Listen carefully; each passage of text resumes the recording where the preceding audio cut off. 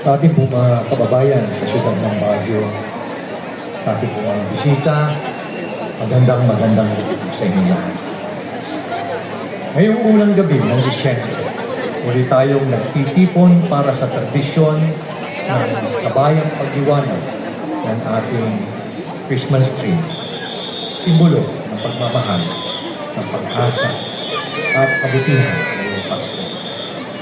Ang tunay na diwa ng Kapaskuhan ay nasa pagmamahal na walang kapalit, pag-asa sa kabila ng hamon, at kabutihang binabahagi sa kapwa.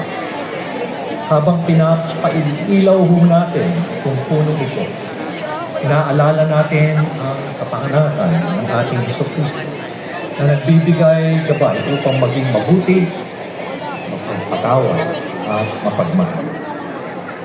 Maraming salamat sa ating mga artists na nagbigay buhay sa film ito. Sila Resty Lopez, Joey Pino, Raydon Amking, at James Carizan. Pasalamat po tayo sa kanila. Palakpakan mo natin silang lahat. Dahil sa inyong talento, muling nagmimuni ang ating syudad. Inaanyayahan din natin lahat, ating mga residente at mga bisita, na makiisa sa ating kasiyahan ngayong gabi. Maglakad sa mga lugar na puno ng ilaw at lumikha ng masasayang alaala kasama ang kanilang mga pamilya at mga kaibigan. And before I end, let me share with you my own personal insight. We see a lot of uncertainties today, and probably the most pervasive issue and problem we're now facing is the widespread corruption. So massive in terms of debt, in terms of level. If you look at the road ahead, parang napakadilim. When the challenges that we see is too heavy to bear, there is one thing that keeps us moving forward. And that is hope.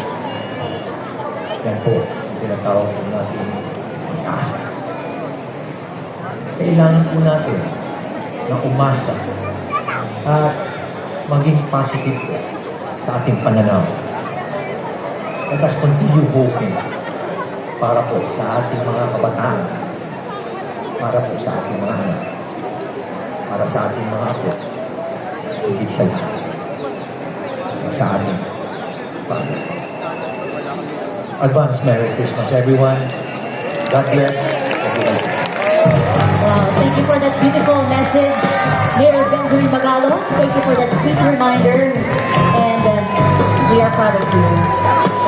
At ngayon, bago tayo tumako sa ating pinakahihintay na countdown, we'd also like to quickly acknowledge the SK Federation Baguio City Representative, Ms. Gian Lampaz. Please stand and wave to the crowd.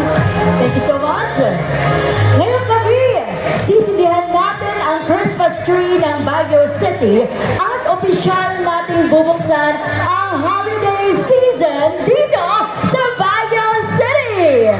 Pero bago ang grand countdown, alam ko excited na tayong lahat, lalagyan muna natin ng Christmas feels ang hangin through music na gagandahang mga kanta. So